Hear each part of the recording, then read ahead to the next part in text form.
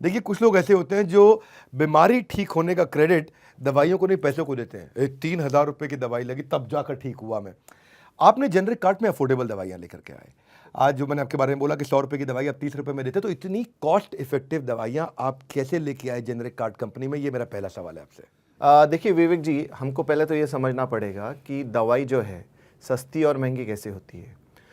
दोनों दवाई जो ब्रांडेड हो या जेनरिक हो, दोनों का मैन्युफैक्चरिंग कॉस्ट सेम होता है। एग्जाम्पल लेते हैं हम पैरासीटामॉल। पैरासीटामॉल जो है 10 गोलियों का जो कॉस्ट होता है वो 5 रुपया होता है मैन्युफैक्चरिंग कॉस्ट।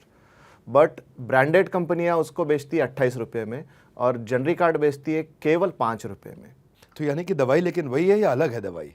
दवाई वही है, कंटेंट वही होता है, मैन्युफैक्चरिंग कॉस्ट जो है दोनों का लगभग सेम होता है।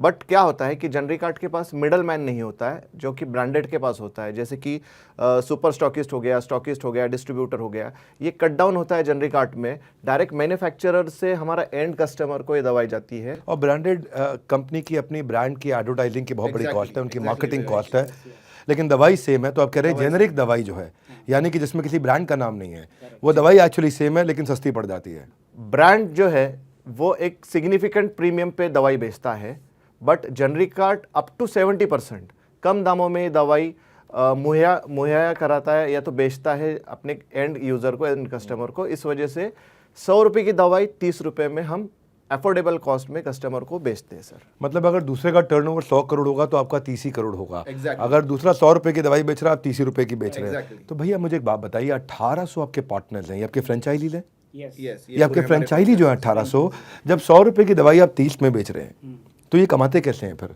इनकी? क्योंकि टियर 2, टियर 3, टियर 4 मार्केट में आप अच्छे से काम कर रहे हैं, आप लो प्राइस मेडिसिन दे रहे हैं, तो फ्रेंचाइजी कमाता कैसे है? विवेक जी, इसमें ऐसा है कि हमारे शॉप ओनर्स को हम लोग 50% मार्जिन प्रोवाइड करते हैं। समझो 3 लाख रुपए का वो बिजनेस महीने का कर रहा है तो 1.5 लाख रुपए वो प्रॉफिट घर लेके जा रहा है। अब इसके खर्चे की यदि हम लोग बात करेंगे तो यदि वो खुद फार्मासिस्ट है तो खाली उसको रेंट देना है, यानी 10-15 हज़ार रुपये का रेंट निकल गया और इधर उधर का छोटा खर्चा 10,000 रुपये निकाल दिया तो भी पूरा 1.25 लाख रुपये नेट प्रॉफिट वो घर लेके जा सकता है। एज़ कंपेयर्ड यदि अदर देन फार्मासिस्ट है तो भी वो फार्मासिस्ट को हायर करके भी हमारे बिजनेस के साथ वो जोड़ सकता है।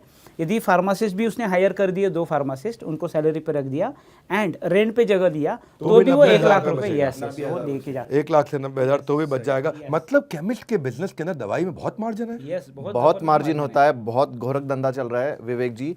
इसमें जो फ्रेंचाइजी हमारे हैं वो तो कमा रहे हैं, इसके अलावा जो एंड यूज़र कस्टमर है उसको भी बहुत बेनिफिट मिल रहा है। इसे कहते हैं स्टार्टअप। दोनों टच पॉइंट को फायदा हो रहा है, एंड कंज्यूमर को सस्ती दवाई मिल रही है और बीच में केमिस्ट भी कमा रहा है। और नेचुरली ये तो आज 100 करोड़ के टर्नओवर से 1000 करोड़ पे जाने जा रहे हैं।